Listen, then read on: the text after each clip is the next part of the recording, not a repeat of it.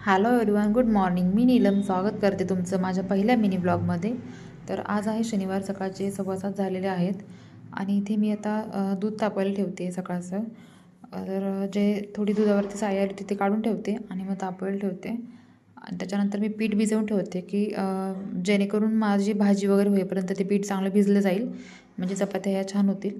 तर मी एका साईडला भाजी टाकली एका शेगडीवरती आणि एका साईडच्या गॅसवरती मी हे करते, चपात्या करून घेते आहे. म्हणजे माझा पूर्ण स्वयंपाक पटकन होऊन जाईल.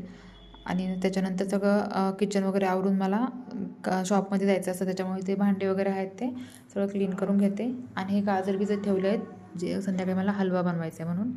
बाकीची कामं होईपर्यंत हे कपडे सगळे झाले होते वॉश करून, तर ते सुकायला टाकून येते आणि आता थोडं तयार होऊन जाते मी शॉपमध्ये.